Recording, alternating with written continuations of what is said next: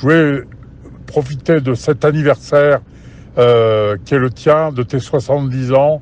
Tu vois, je suis ton aîné de 2 ans. Tu es un petit pour moi, mais un grand petit. Et bon anniversaire, Maurice. De cette rencontre où on avait promis aux enfants de Mâcon la rencontre avec Sandra, une rencontre avec le pape François.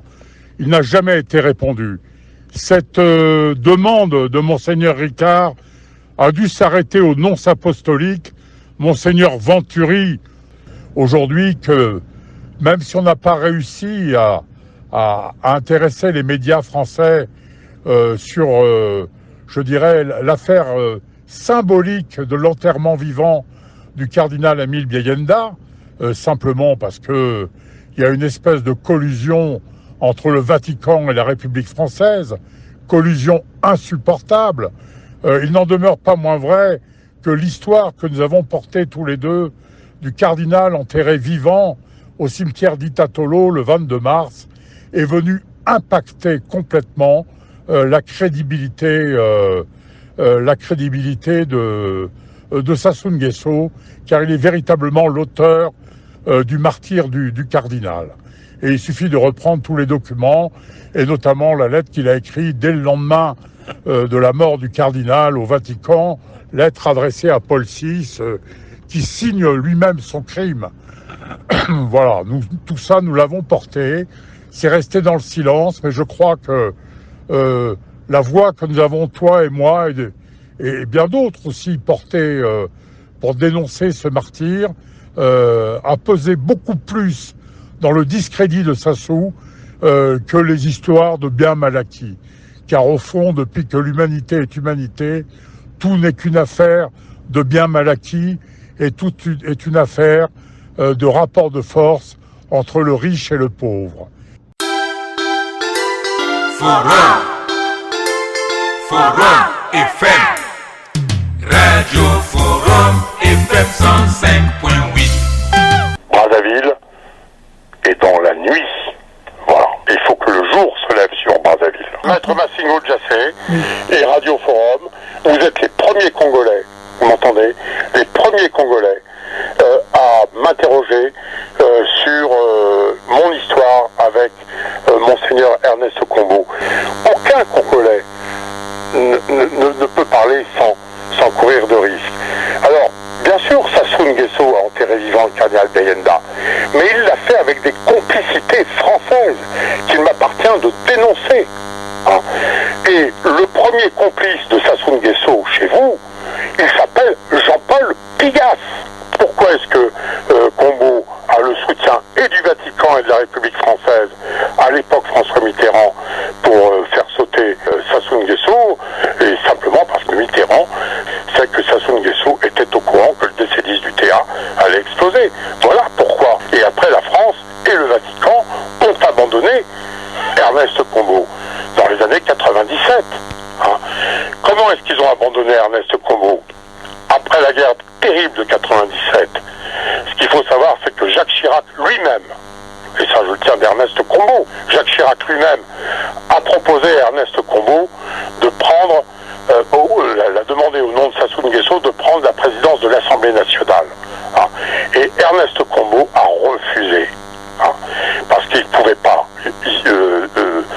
entrer dans ce jeu, je dirais, d'une fausse paix. Ernest Kombo a refusé. Dès lors qu'Ernest Kombo refusait d'être président de l'Assemblée nationale en 1997 dans un gouvernement de coalition impossible, hein, au nom de la mémoire qu'il devait au cardinal Biayenda, dès lors qu'Ernest Kombo refusait cette compromission, il avait signé son arrêt de mort. Et la France et le Vatican l'ont abandonné. D'ailleurs, on voit ça très bien lorsqu'en 2004, au moment de la mort de Barthélemy Batantou, quand Ernest Kombo prononce son homélie à Brazzaville au moment de la mort de l'archevêque émérite de Brazzaville, Sassou Nguesso exige par la voix de Pigas, qui a ses entrées au Vatican, exige des excuses. Bonjour, mon ami Maurice, cher maître Massingo Djassé. Écoute, d'abord, je t'appelle pour te souhaiter ton joyeux anniversaire. et tes joyeux 70 ans, et puis te dire la joie que j'ai de te connaître depuis près d'une dizaine d'années maintenant. Je me souviens bien de notre première émission et de t'avoir rencontré physiquement, puisque tu étais au Congo-Brazzaville il y a 8 ans maintenant. Tu t'en souviens, autour d'une bière, quand je t'avais amené à ton rendez-vous au journal Le Monde, lors de ta fuite de Brazzaville, où tu as été poursuivi par toutes les polices de Sassou, et où nous avions fini par nous connaître physiquement lors de ce retour précipité qui fut le tien il y a 7 ans maintenant. Oui, après cette fuite, tu avais passé mon émission sur l'anniversaire, enfin la commémoration de la mort de Kombo, qui avait suscité la colère de Sassou Nguesso et de sa police. Et c'est à ce moment-là que, plein d'angoisse, j'étais intervenu. J'avais profité de la réunion qui avait eu lieu autour du aujourd'hui le maire de Perpignan, Maître Alliot, qui avait organisé une rencontre avec les Congolais.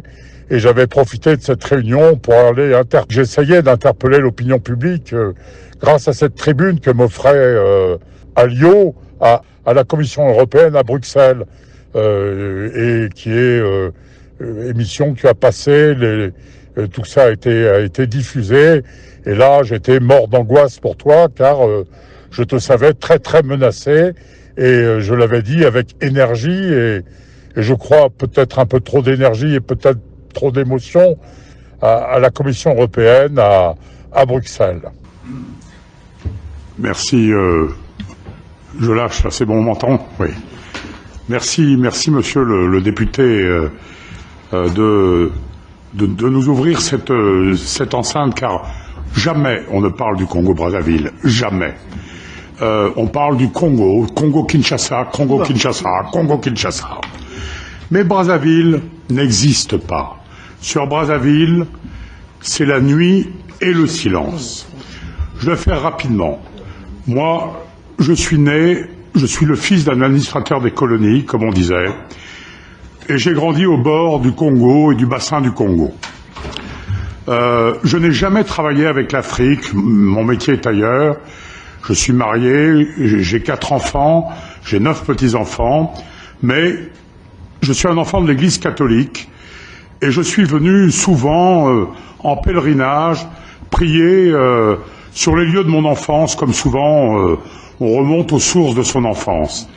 Et j'ai trouvé beaucoup de joie, de réconfort dans cette prière de cette Afrique, de cette Église qui est en Afrique, l'Église catholique, qui est mon Église, en différents lieux, en Afrique centrale, et ça a été pour moi quelque chose qui m'a donné beaucoup de force et beaucoup de joie dans la prière. Je fais rapide. Au cours de mes prières, j'ai rencontré un homme extraordinaire qui est devenu mon père spirituel et que j'ai été amené à aider pendant 5 ans. C'est Monseigneur Ernest Kombo. Je crois que beaucoup ici connaissent Monseigneur Ernest Kombo, qui fut président de la Conférence nationale en 1991. Ernest Kombo, qui était évêque de Wando, président pendant très longtemps de la Conférence épiscopale du Congo, est mort il y a exactement 7 ans, au moment où j'entrais, quelques minutes avant que je n'entre dans sa chambre, à l'hôpital du Val-de-Grâce, et où je l'ai accompagné pendant 5 ans, non pas à l'hôpital du Val-de-Grâce, mais les 5 dernières années de sa vie. J'étais un de ses très proches serviteurs avec 2 de ses nièces. Et j'ai beaucoup parlé avec Ernest Kombo, qui était mon père spirituel, mon confesseur, et puis qui a à peu près mon âge, de ma génération, 10 ans de plus, disons, mais on a connu les mêmes périodes de l'Afrique, hein. Et Ernest Kombo, il faut le savoir, et je vais être assez rapide parce que l'histoire serait beaucoup trop longue. Pourquoi lui avait-on confié la présidence de la conférence nationale en 1991? C'est lui qui avait été chargé d'organiser les institutions qui devaient permettre l'alternance qu'on a connue. Et la force d'Ernest Combeau, il faut bien le dire, c'est pas d'avoir organisé les élections suivantes, qui ont été ce qu'elles ont été, mais c'est d'avoir mis hors jeu Sassou Nguesso du jeu politique. Sassou Nguesso, Combeau l'a mis en dehors du jeu politique. Pourquoi est-ce que Ernest Combeau a pu mettre Sassou Nguesso en dehors du jeu politique?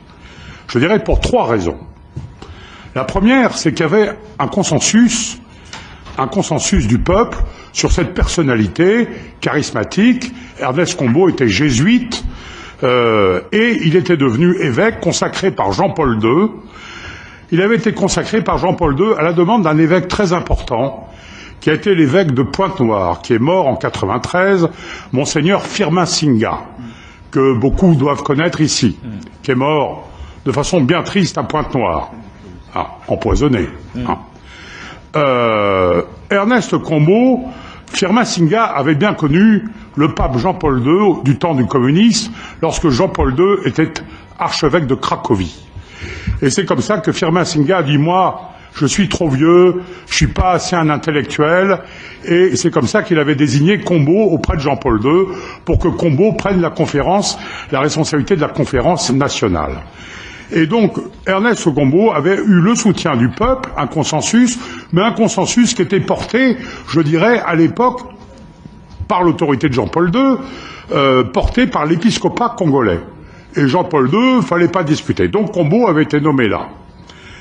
En 1991, donc, Combeau est porté par le peuple congolais, consensus, et notamment l'épiscopat congolais.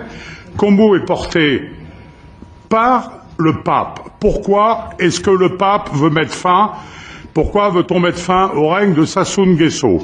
Pour une raison simple et très connue au Congo, même si les gens n'osent pas se le dire. C'est que Sassou Nguesso avait enterré vivant, vous m'entendez bien, vivant, Monseigneur, le cardinal Émile Biayenda, le 22 mars, je crois, 1977. Il s'agit non pas d'un crime politique, comme l'a été le crime d'ailleurs de Marianne Gouabi et de Massamba Deba. Ça, c'est un crime atroce, bien sûr, comme tous les crimes, mais c'est un crime politique. Parce que les militaires congolais s'emparent de Marianne Gouabi, s'emparent de Massamba Deba, bref, on blesse gravement Marianne Gouabi, c'est sa garde cubaine qui va l'achever. Là, c'est un crime, je dirais, c'est un crime politique, j'allais dire triste et banal. Non, le crime, l'enterrement vivant de Biayenda, c'est un crime rituel. C'est-à-dire qu'il s'agit pour Sassou Nguesso de prendre la place du pouvoir, du bien, de la lumière, de ces hommes qui cherchaient à s'entendre.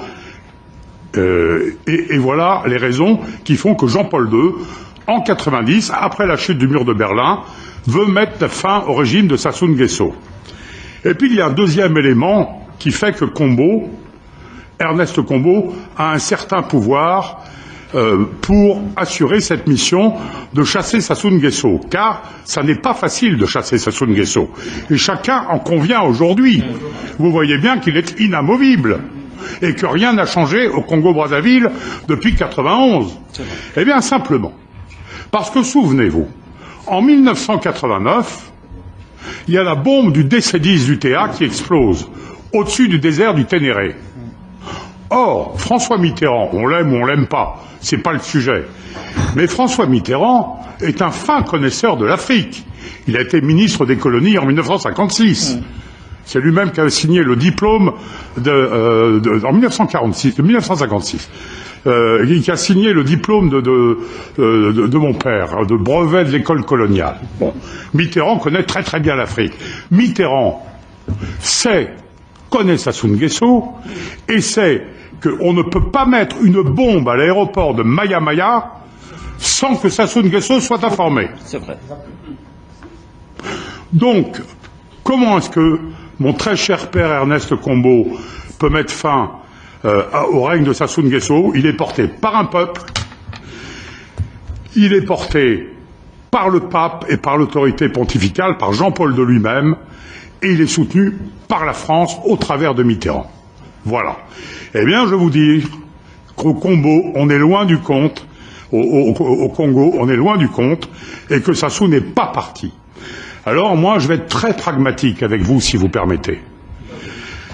Je vais vous suggérer une idée qu'il faut faire rebondir au Congo-Brazzaville. Car voyez-vous, le cardinal Émile Biayenda, enterré vivant, est un martyr pour la foi. Pourquoi?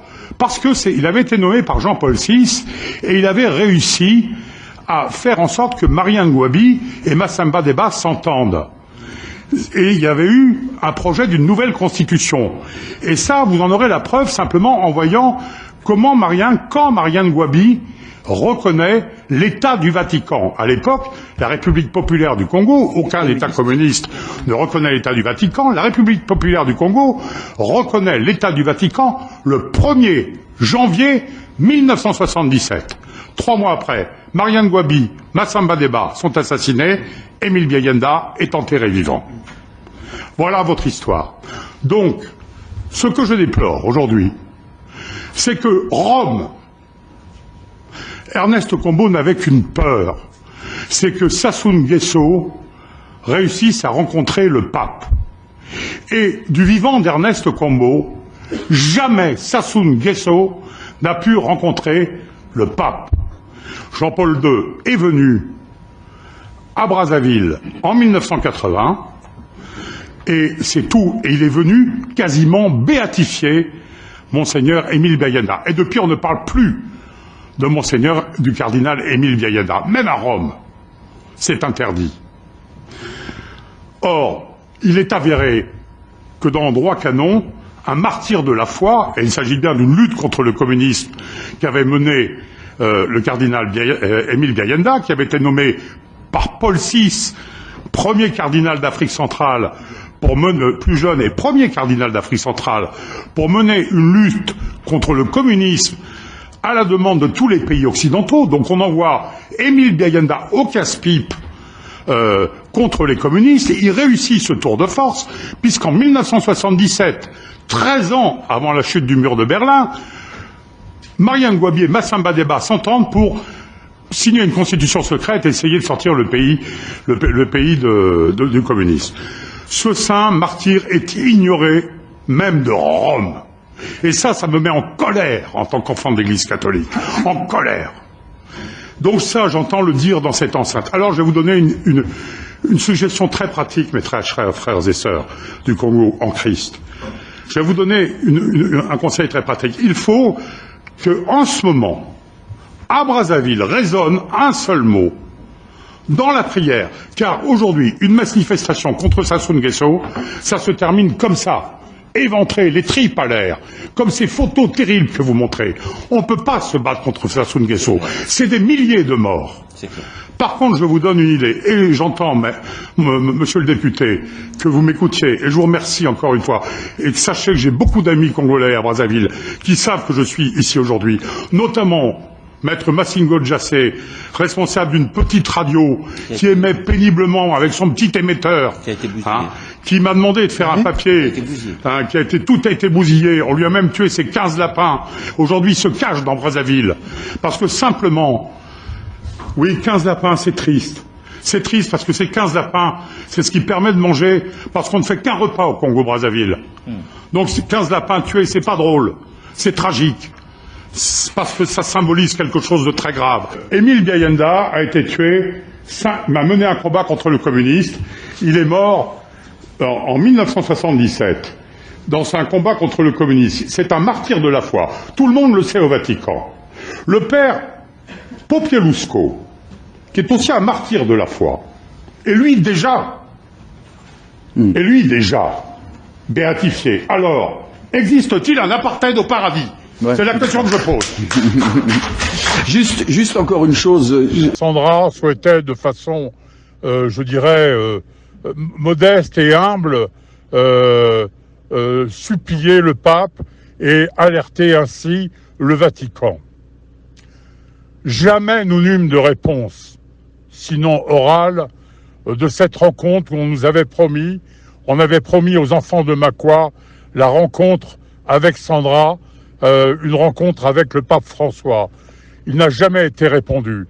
Cette demande de Monseigneur Ricard a dû s'arrêter au nonce apostolique, Monseigneur Venturi, dont on connaît la fin de règne, qui a été très longtemps nonce apostolique à Paris et qui a fini par quitter Paris, je dirais, de manière un peu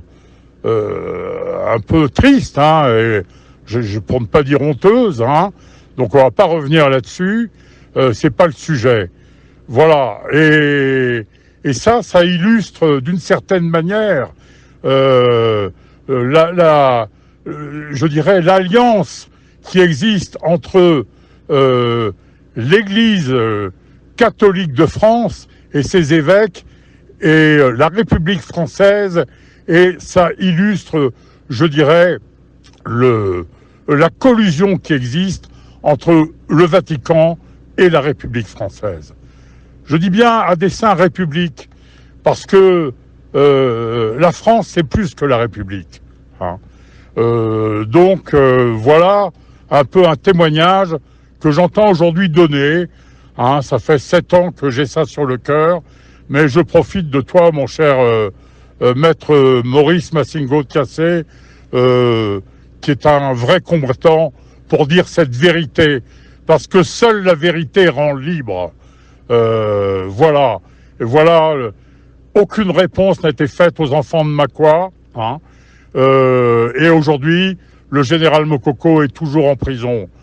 Ensuite, j'ai essayé d'aider le général comme j'ai pu, en prenant contact avec le général Boulnois, responsable, président de l'association des Saint-Syriens de l'étranger, qui, avec chaleur, m'a répondu et a essayé de faire lui-même ce qu'il pouvait au niveau des Saint-Syriens pour apporter sa protection au général Mokoko. Voilà ce qui a été fait. Malheureusement, tout ça est resté lettre morte, malgré les injonctions de Macron et surtout de Le Drian, qui a barré la route à la libération du général Mokoko. Voilà. Et aujourd'hui, l'enjeu prioritaire, j'ai envie de dire, comme pour toi, mon cher maître Maurice, comme pour toi, c'est sauver Mokoko et qu'il sorte enfin, je dirais, dans toute sa gloire de la prison où il a accepté lui-même de se faire enfermer pour ne pas venir traîner avec les diasporas misérables et déchirés de la France. Lui, c'est le vrai résistant qui a accepté avec d'autres, et je pense notamment à Okombi Salissa, à rester dans son pays pour partager la misère des Congolais. Voilà, mon cher Maurice, ce que je voulais te dire là-dessus. Et malheureusement, je veux dire, l'épiscopat français, je le répète, lors de sa visite, Ernest Combeau m'avait demandé, la mission d'église qu'Ernest Combeau m'avait confiée, c'était de l'aider à organiser cette visite, parce que je connaissais bien, notamment l'affaire Brazza, parce qu'il s'agissait de rapatrier les cendres de Brazza à Brazzaville et faire ce mausolée franc-maçon ridicule qui a coûté je ne sais pas combien de centaines de millions de francs. Il s'agissait pour Combeau d'apporter sa contribution de combattant contre ce transfert des cendres. Moi, j'aime. Demander à l'épiscopat français à ce que les cendres ne soient pas mises dans ce mausolée maçonnique ridicule, mais que les cendres de Brazza puissent reposer dans un lieu plus chrétien à Brazzaville. Voilà. Et il pensait notamment à la basilique Sainte-Anne de Brazzaville, la basilique de la Libération, qui porte le prénom de Anne, comme s'appelait la petite fille handicapée de Charles de Gaulle, Anne de Gaulle, que la famille de Gaulle avait perdu. Et c'est à la mémoire de cet enfant handicapé des de Gaulle que cette basilique avait été aussi édifiée, la basilique de la Libération.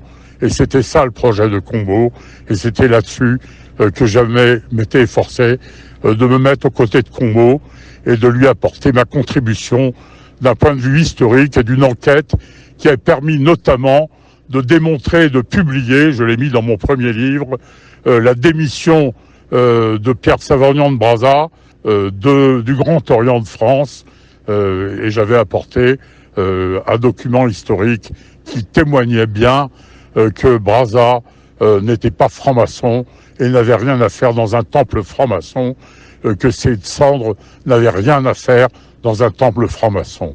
Voilà, malheureusement, j'étais seul avec Combault à mener ce combat. Et Combault a été, d'une certaine manière, déjugé, sali, abandonné par l'épiscopat français, et il en est mort. On a cette vie, mais une seule radio. Une seule radio. Forum FM 105.8. J'ai souvent réfléchi à notre amitié, à notre contact, et ce que j'aime chez toi, c'est que tu es aussi français que congolais, comme je suis moi-même, au fond de moi-même, dans mon cœur, aussi congolais que français. Vois-tu, je pense que nous poursuivons le même objectif, le même horizon, car nos pays sont aujourd'hui, par l'histoire, complètement indissociables, quelles qu'aient pu être les déchirures de notre histoire. J'ai envie de dire, notamment du côté congolais, qui a eu à souffrir de tout ça, mais sois bien sûr qu'il y a aussi des Français qui souffrent de ce qui est fait au Congo. Et je suis de cela. Moi, je suis un enfant du diocèse de Brazzaville, comme toi, voilà, tout simplement. Alors, je voulais profiter de cet anniversaire qui est le tien, de tes 70 ans. Tu vois, je suis ton aîné de 2 ans.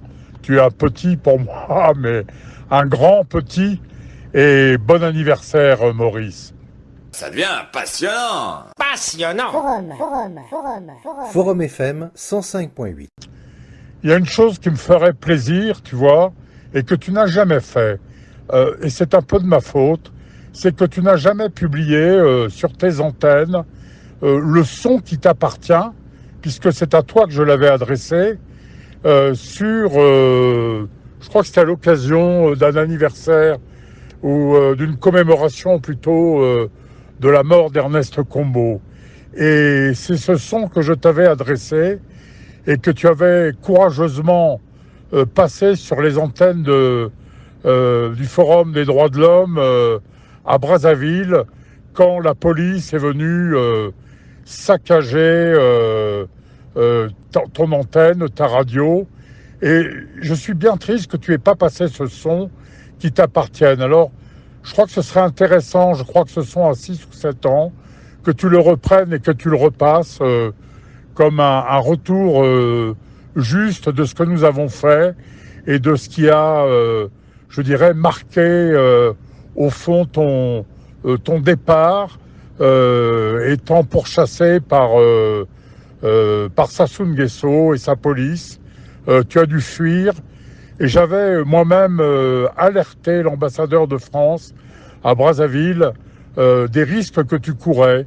Et il m'avait appelé le matin pour me donner quelques conseils. Et puis, il était bien ennuyé de tout ça. Et tu m'avais répondu à juste titre que tu étais dans ton pays et que tu n'avais pas besoin de la France pour te protéger, que tu savais comment faire et comment fuir. Puis nous avions fait connaissance, je ne sais pas si tu t'en rappelles, en buvant une bière à côté du bar qui est à côté du journal Le Monde, où tu étais interrogé par un journaliste qui avait fait une page entière sur toi, voilà. Tous ces bons souvenirs et bien d'autres ensuite.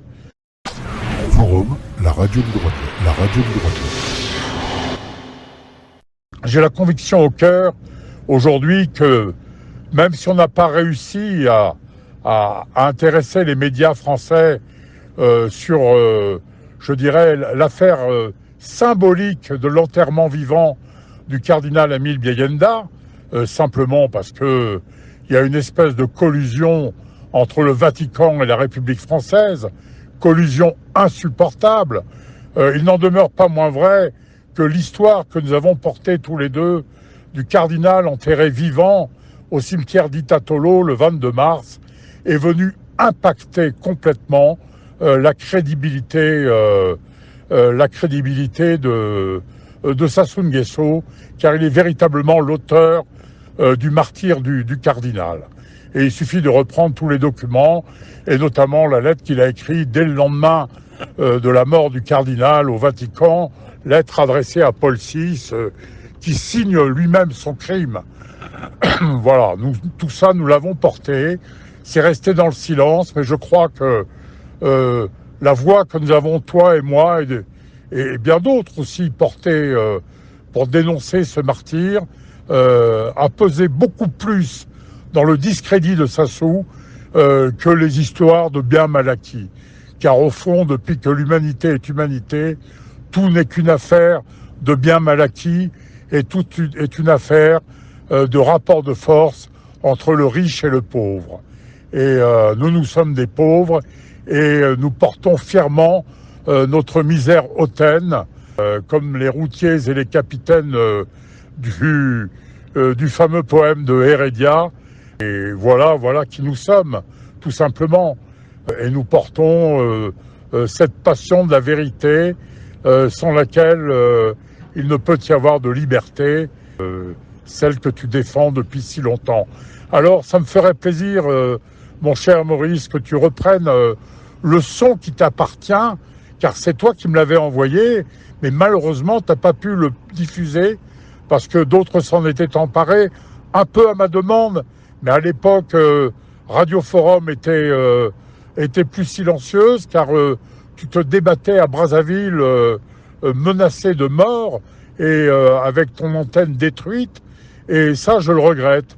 Et j'aimerais qu'on rappelle aux auditeurs ce son que je t'avais adressé et qui était et que je t'avais fait, car il reste malheureusement d'une triste actualité pour je dirais la commémoration de la mort de mon cher, très cher Ernest Combeau, ce magnifique président de la Conférence nationale souveraine, qui a fait ce qu'il a pu, mais en tout cas qui avait réussi, je dirais, sortir Sassou Nguesso de la politique congolaise à l'époque et permettre l'instauration, la mise en œuvre du premier scrutin démocratique qui avait vu Pascal Lissouba porté au pouvoir.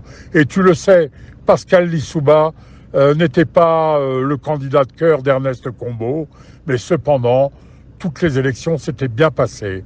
Et c'est à la gloire d'Ernest Combeau qui portait, comme nous tous, ce désir de vérité, de justice et d'alternance politique et de démocratie dans son pauvre Congo.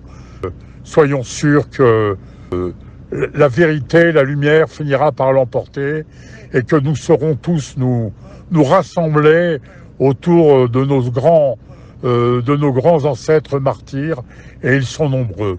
Voilà, bon anniversaire mon cher Maurice. Et puis maintenant, tu sais que j'ai pris ma retraite, je suis dans un pays de montagne où il fait froid, là je te parle, il vient de neiger, la nature est absolument magnifique et on se voit moins puisque je ne suis plus à Paris, donc je profite de ce temps pour saluer tous tes auditeurs et dire que mes pensées sont toujours tout près de vous et à très bientôt mon cher Maurice. S'il te plaît, fais passer ce son qui t'appartient sur tes antennes. Amitié Hervé et joyeux anniversaire à toi. Forum FM 105.8, la radio des droits de l'homme, l'expression directe des citoyens et des associations. Lorsque les droits de l'homme sont violés, j'ai l'obligation de les dénoncer, quelle que soit la personne. Donc ce n'est pas les droits de l'homme qui appartiennent à une région, à un département ou à un pouvoir ou à une opposition. Non, on fait le relais de tout le monde. lorsque les actions des pouvoirs publics sont des bonnes actions, il faut le reconnaître, sont des bonnes actions. Mais lorsqu'on estime que les pouvoirs publics sont en train justement de violer les droits de l'homme, il faut également dénoncer. Parce qu'il ne faut pas faire la dénonciation pour la dénonciation. Moi, je crois que c'est ça qu'il faut comprendre dans notre action. La promotion et la protection des droits de l'homme sont des causes internationales qui doivent être soutenues.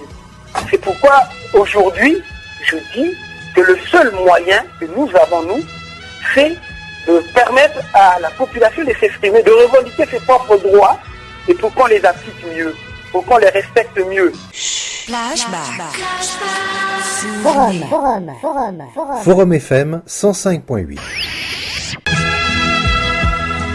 Hervé Zebrowski, je suis né en Côte d'Ivoire, à Boaké, mais j'ai grandi dans le bassin du Congo les 12 premières années de ma vie, notamment dans ce qu'on appelait à l'époque l'Oubangui-Chari, aujourd'hui la République centrafricaine, qui était donc sous l'autorité de Brazzaville, du gouvernement de ce qu'on appelait à l'époque l'Afrique équatoriale française. Je n'ai jamais travaillé économiquement avec l'Afrique parce que ça ne s'est pas présenté dans ma vie et peut-être que je ne le souhaitais pas. Cela dit, je suis toujours resté en lien profond, car je suis un enfant de l'Église catholique. Je suis toujours resté en lien profond avec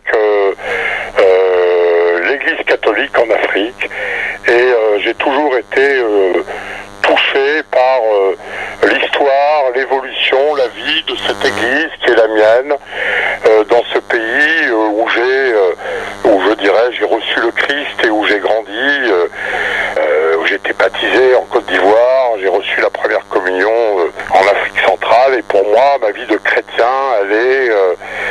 j'ai reçu le Christ au bord de l'Oubangui et au bord du Congo. Voilà qui je suis un enfant de la République aujourd'hui centrafricaine, ce qu'on appelait là-bas un Moulingué Tilzapa, un enfant de Dieu de l'Afrique centrale. Voilà qui je suis.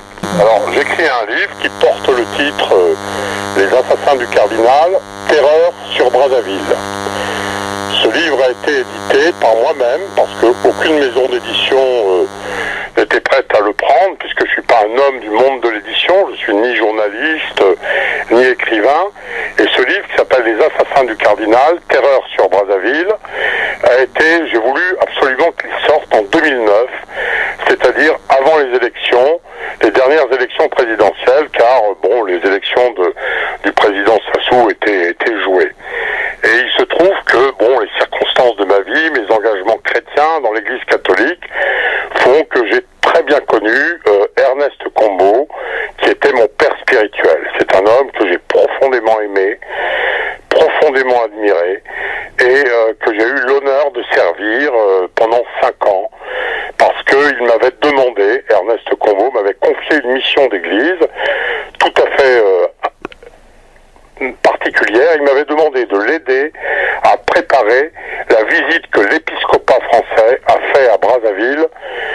Si je me souviens bien, ça devait être en 2005, juste après la visite du président Jacques Chirac. Voilà.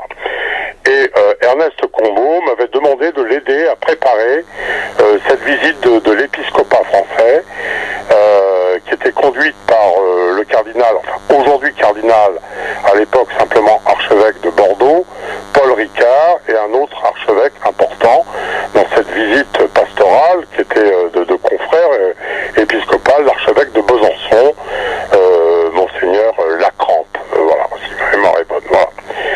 Et Ernest Combo m'a demandé de l'aider à préparer cette visite sur un thème tout à fait particulier qui concernait l'histoire du Congo-Brazzaville. C'était le transfert des cendres de Pierre Savagnan de Brazza. À l'époque, c'était ce qui se jouait à Brazzaville et Combo ne pouvait pas rester, je dirais, absent de ce grand débat qui touchait à l'histoire, je dirais, l'histoire du peuple congolais, de la rencontre entre deux civilisations, de l'arrivée du christianisme, de l'évangile au cœur de l'Afrique centrale il y a seulement 120 ans aujourd'hui. Voilà. Et donc Ernest Combo m'a demandé de l'aider à préparer sous cet angle-là, que je connaissais bien, la visite visite de l'épiscopat français à Brazzaville. Voilà comment j'avais connu Ernest Combeau et comment je suis devenu, je dirais, son collaborateur ou un de ses très proches, et j'allais presque dire aujourd'hui, j'ai la fierté de dire, son dernier secrétaire, car je crois vraiment que j'étais le dernier secrétaire d'Ernest Combeau, car Ernest Combeau est mort à l'hôpital du Val-de-Grâce, au moment même où j'entrais dans sa chambre. Il venait juste de mourir depuis quelques minutes, très exactement, le 22 octobre 2008 à 14h10. Voilà. Et je connais bien les circonstances de la mort d'Ernest Combeau, circonstances mystérieuses. Voilà. Je pense véritablement que moi, quand j'ai connu Ernest Combeau, j'ai connu un homme en pleine forme, avec une puissance physique, une santé extraordinaire en 2005. Et après la visite que l'épiscopat français lui a fait, où d'ailleurs on lui a demandé de quitter son poste de président de la conférence épiscopale, car ça c'est les évêques de France malheureusement qui ont poussé à ce que Combeau ne soit plus président de la conférence épiscopale. Eh bien j'ai vu que Combeau, qui était abandonné de tous, est rentré très vite dans une grande fragilité, une grande faiblesse, et sa maladie de l'estomac qui était très surprenante, et Combeau lui-même m'a dit tu vois Hervé, je vais mourir comme Monseigneur Firmin Singa, qui était son grand ami aussi, qui est mort à Pointe-Noire, je vais mourir sans estomac. Or chacun sait que Firmin Singa a été empoisonné à Pointe-Noire quand on l'a envoyé mettre de l'ordre dans ce diocèse du Sud. Et donc voilà, c'est Ernest Combeau lui-même qui m'a dit qu'il avait été qu'il était surpris du mal qui était le sien. Voilà. Comment prouver le poison? Jamais personne. Qu'est-ce que je l'ai vu en pleine santé, je l'ai vu après rentrer dans cette maladie qui l'a emporté, et je peux vous dire qu'au moment de sa mort, car je suis rentré dans sa chambre, Combeau avait un visage extrêmement impressionnant, d'un homme terrorisé qui m'avait semblé s'être débattu, qu'il était nu sur son lit, et j'ai le sentiment véritablement qu'Ernest Combeau était mort d'avoir vu quelque chose qu'il ne devait pas voir, et qu'on l'avait fragilisé à l'extrême. Et je peux vous dire qu'il y avait beaucoup de Congolais à l'hôpital du Val-de-Grâce au moment de la mort de Combeau. Et d'ailleurs, de façon extrêmement surprenante, exactement à l'heure où est mort Ernest Combeau, à 5 minutes, j'ai reçu un coup de téléphone du Congo-Brazzaville, d'un de mes amis en qui j'ai une totale confiance, et qui d'un air terrorisé m'a demandé « Hervé, est-ce que c'est vrai que Monseigneur est mort ?» Et je ne savais pas comment il pouvait déjà savoir au Congo-Brazzaville qu'Ernest Combeau allait mourir. Chacun sait qu'il existe, je dirais, au sommet du pouvoir, des forces mystiques qui sont complètement dédiées à, je dirais, des espèces d'ombres là qui sont chargées d'assassiner, de tuer, d'empoisonner au Congo-Brazzaville. Ça n'est pas nouveau. Je dirais, ne nous perdons pas dans ces débats-là, parce qu'on s'en sortirait pas. Et je crois qu'il faut rester très centré sur une chose qui, elle, est parfaitement établie, c'est l'enterrement vivant du cardinal Émile Biayenda, et ça, il n'y a pas de discussion possible là-dessus. L'empoisonnement, on peut toujours discuter. La mort mystique, on peut toujours discuter. Elle n'est pas prouvable, surtout dans un pays où il n'existe aucune police, aucune presse, etc. Donc c'est pas la peine de parler de ça. Par contre, il y a des éléments factuels, concrets, de nombreux témoignages, je dirais des rapports d'autopsie, des photos même, qui permettent de dire que, et des témoins qui permettent de dire que le cardinal Émile Biayenda a été enterré vivant. Or,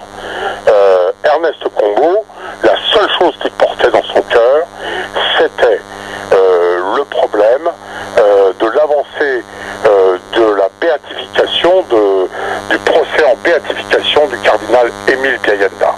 Ernest Combeau était un homme d'Émile Biayenda. S'était engagé dans sa vocation sacerdotale. 2 hommes avaient pesé dans la vocation sacerdotale d'Ernest Combeau. C'était Émile Biayenda et Monseigneur Firmin Siniga. C'étaient les pères spirituels d'Ernest Combeau. Et Ernest Combeau voulait donner au Congo la figure d'un grand saint, le saint cardinal Émile Biayenda. C'était l'œuvre de sa vie. Et simplement, on ne pouvait pas porter Émile Biayenda dans ce procès de béatification qui est complètement embourbé aujourd'hui. Il faut quand même savoir que le père Populesco, polonais, qui est mort pour s'être battu contre le communisme à Varsovie, est déjà béatifié. Il est mort 7 ans après Biayenda. Biayenda, qui a porté le même combat en 1977, n'est toujours pas béatifié. Pourquoi ? Parce que l'assassin du cardinal Biayenda, c'est tout simplement Denis Sassou Nguesso. Et ça m'a été dit par Ernest Combeau. C'est lui-même qui était présent le soir où on a enterré le cardinal vivant, le cardinal Émile Biayenda. Voilà la vérité, je dirais, terrible que tous les Congolais connaissent. Alors peut-être moins maintenant, parce qu'il s'est passé plus de 30 ans, et qui ne permet pas, et qui ne peut pas émerger au Congo, et qui fait que ce pays est terrorisé et soumis à la loi du silence et de la terreur. Car le système de gouvernement du Congo est porté depuis plus de 30 ans par Sassou Nguesso, qui est un homme profondément mystique. On parle des milliards de combos, des milliards de dollars de Sassou Nguesso. L'argent n'est pas intéressant, c'est pas le problème de l'argent qui est important, c'est le problème de la culture de vie et de la culture de mort.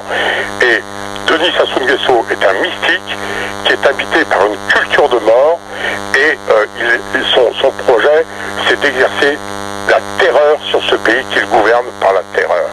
Et son premier acte pour asseoir son pouvoir mystique, c'était de tuer et de tuer lui-même de ses propres mains l'autorité morale, l'autorité spirituelle la plus élevée du Congo-Brazzaville, qui était le cardinal Biayenda. Voilà l'histoire du Congo-Brazzaville. Il fallait que le président Sassou s'empare de ce pouvoir mystique en détruisant Émile Biayenda. Voilà de quoi souffre le Congo aujourd'hui. Je profite de ce temps d'antenne que vous me donnez pour saluer tous mes frères en Christ ressuscités du Congo, pour leur dire combien je suis tous les jours par la prière avec eux. Malheureusement, je ne vais plus à Brazzaville, vous vous en doutez bien, que j'ai tous ces visages devant moi, et que ce qui m'a terrorisé, c'est l'explosion de Brazzaville, le 4 mars, deuxième dimanche de Rameau, 2012, où il y a eu plus de des milliers de morts dont personne n'a parlé. Et moi, je porte dans mon cœur, évidemment, Ernest Combeau, que j'ai tant aimé, qui est mon père spirituel, que j'ai eu l'honneur de servir, et ce cardinal Biayenda, qui est un grand saint africain, un grand visage africain, un grand saint du Congo, que je n'ai pas connu, mais que Ernest Combeau portait lui-même dans son cœur, et souhaitait tellement que sa cause en béatification aboutisse à Rome.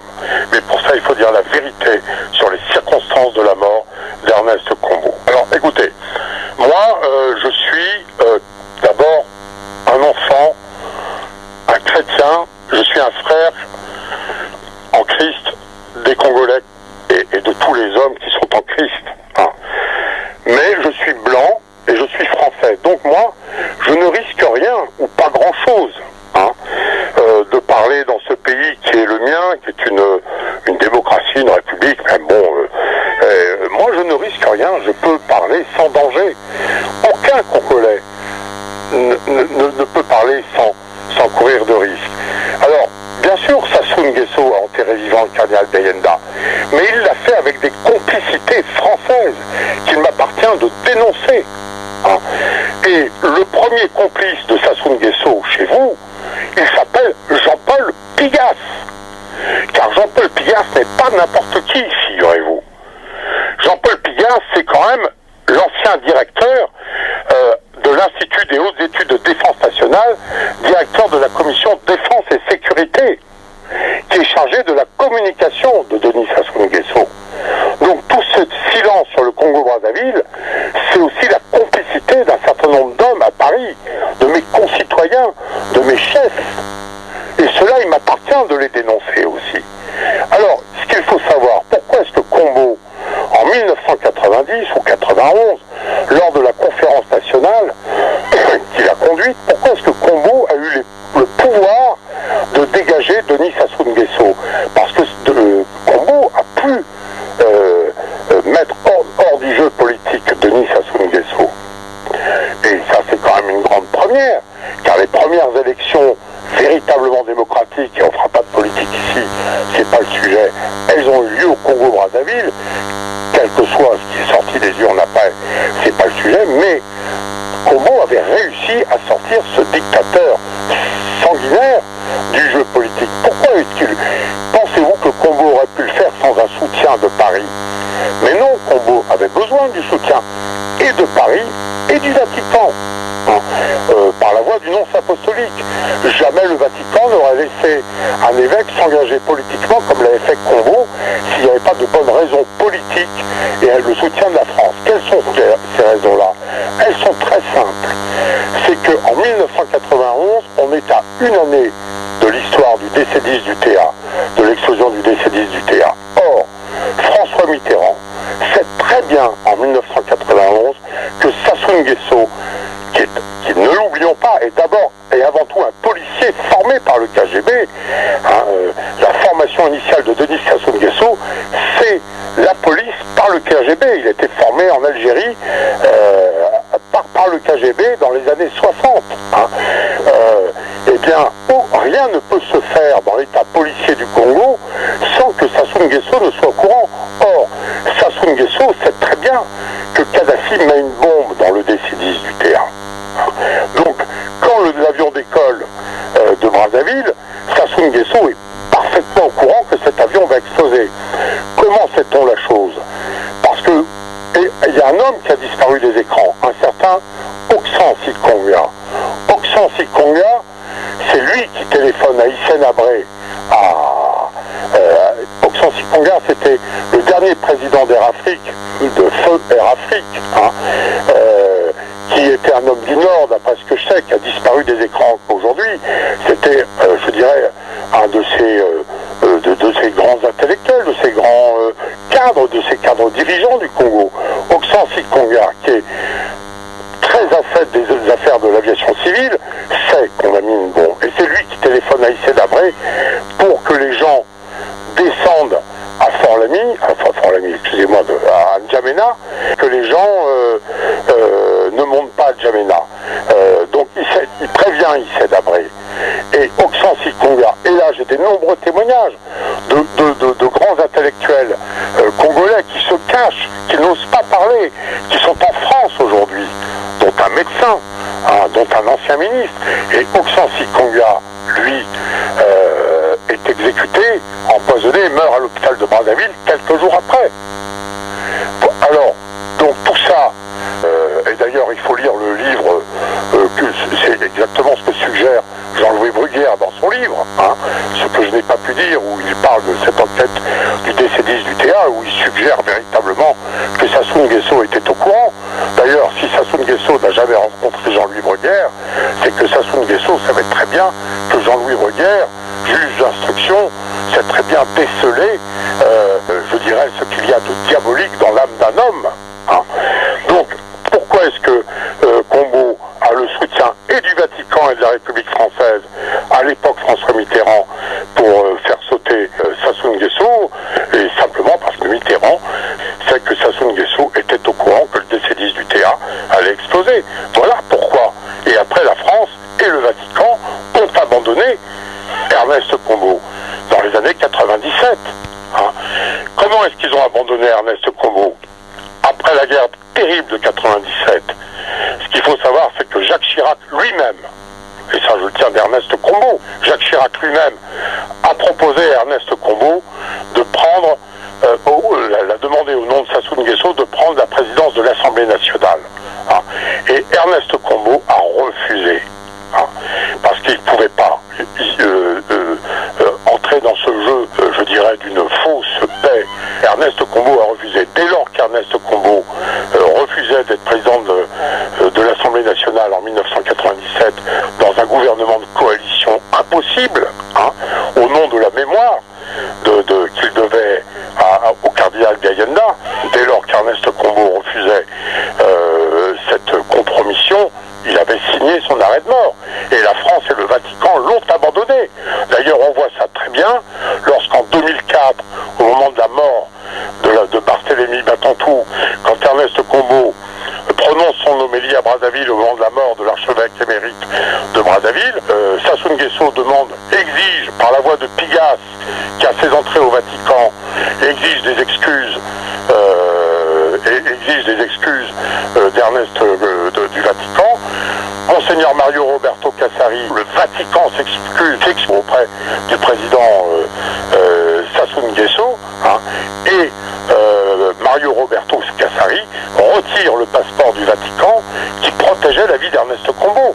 Et le Vatican a enlevé son passeport à Ernest Combeau, ce qui le condamnait encore plus à mort. Donc les assassins d'Ernest Combeau, je peux vous dire qu'ils sont aussi français. Hein. Ce sont des gens de mon pays, hein, et de mon église. Voilà ma colère, voilà ma révolte, voilà ce que j'essaye de raconter dans Les Assassins du Cardinal, Terreur sur Brazzaville. Qu'est-ce que vous voulez que je conseille aux Congolais? Je veux prier avec les Congolais et je veux dire, il faut que les Congolais disent la vérité, car seule la vérité rend libre. Et je dirais que les Congolais aient confiance, n'aient pas peur, parce que Biayanda, Combo et de nombreux saints, de nombreux ancêtres veillent sur eux. Et il faut que cette vérité sorte, car la vérité rend libre. Et il faut que les Congolais n'aient plus peur, parce que Sassou est au bout de course, parce que Satan, le Christ finira par triompher de Satan, tout simplement. Qu'ils aient confiance dans le Christ et dans la bonté des hommes, de nombreux dirigeants et chefs de ce peuple et de nombreux Congolais qui prient. Confiance. Et il faut que la vérité sorte. Voilà. Et que le Congo devienne libre et arrête d'avoir peur. Voilà. Moi, je prie pour ça. Voilà. Avec les Congolais. Je vous en félicite, car tout ça va dans le bon sens. Et moi, je dis que c'est bien ce que vous faites. Et je suis content si je peux avoir pu participer à un peu de vérité et un peu de parole sur de témoignages sur ce que je sais, ce qui s'est passé dans ce pays qui est le mien, car c'est le pays de mon enfance.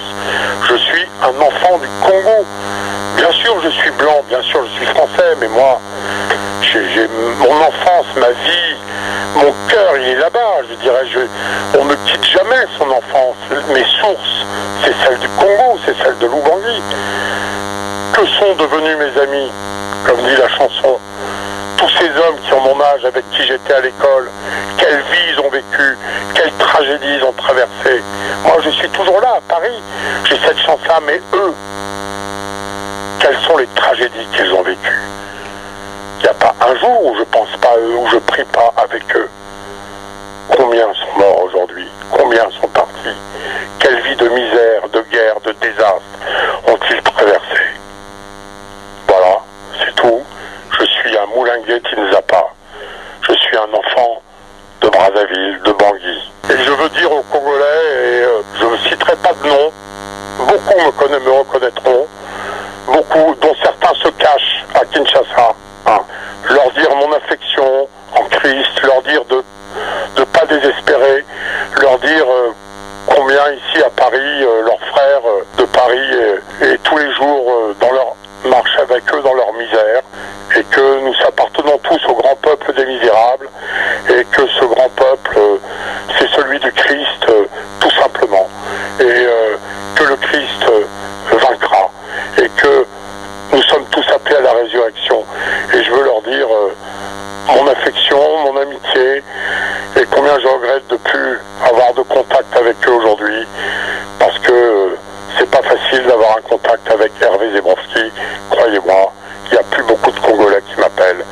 Et tout le monde a parfois un peu peur, dans tous ces très nombreux amis que j'ai, de m'appeler. Nguesso sait qui est Hervé Zebrowski. Ça, vous pouvez en être sûr. Et moi, je demande au président Sassou Nguesso de demander pardon à son peuple, comme lui le demandait Congo, de confesser ses péchés publiquement, de confesser l'assassinat du cardinal Biayenda, de le confesser publiquement, non pas pape à Rome ou un archevêque blanc, mais de le confesser publiquement. Je ne doute pas que les Congolais, dans leur grandeur, sauront aussi aller sur la voie du pardon. Et je pense que c'est la seule chance que le président Sassou Nguesso a pour ne pas connaître lui-même et sa descendance une mort violente. Il est condamné à demander pardon à son peuple et à confesser cette vérité que je dis. Et je ne doute pas que le peuple congolais pourrait pardonner, car la grandeur de votre peuple, de notre peuple, permettez-moi, en Christ, est quelque chose de bouleversant. Et voilà ce que j'ai simplement à dire aux Congolais et au président Sassou Nguesso. Et à Jean-Paul Pigas, vous devriez faire très attention et ne plus le laisser mettre les pieds au Congo, parce que il faut quand même que vous sachiez que ça fait 10 ans que Jean-Paul Pigas est payé 15 000 euros par jour. Vous m'entendez bien, 15 000 euros par jour, hein, pour désinformer, pour mener la désinformation sur le Congo, hein, au travers des dépêches de Brazzaville et tout ce qui tourne autour de la communication de ce triste pays. On ne parle jamais du Congo-Brazzaville en dehors des dépêches de Brazzaville. Hein. Jamais. On ne parle du Congo-Brazzaville, sinon pour faire une émission scandaleuse. Il y a 15 jours, un publi-reportage de France Info. Et j'avais mis en alerte tous les journalistes de France Info en leur disant qu'ils allaient faire une émission dans le pays du diable, une émission de promotion ignoble d'un gouvernement et d'un système qu'ils n'auraient même pas le courage de dénoncer. Voilà. On ne parle jamais de Brazzaville dans le monde. Brazzaville est dans la nuit. Voilà. Il faut que le jour se lève sur Brazzaville. Maître Massingo Djassé et Radio Forum, vous êtes les premiers Congolais, vous m'entendez, les premiers Congolais à m'interroger sur mon histoire avec Monseigneur Ernest Combo. Et je peux vous dire que j'en suis bouleversé, je vous en remercie, et je souligne à tous les Congolais le courage de vous-même, maître, et de votre radio.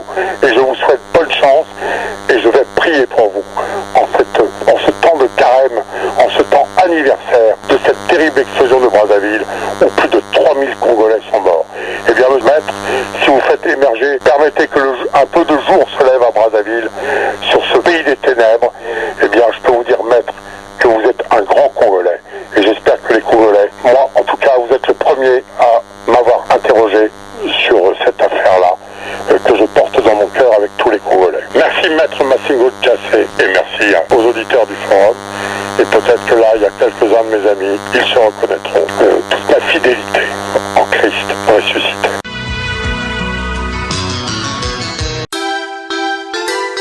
Forum FM, Radio Forum FM 105.8. Soyez les bienvenus à la Radio Forum FM. Nous vous remercions, nos auditrices et auditeurs.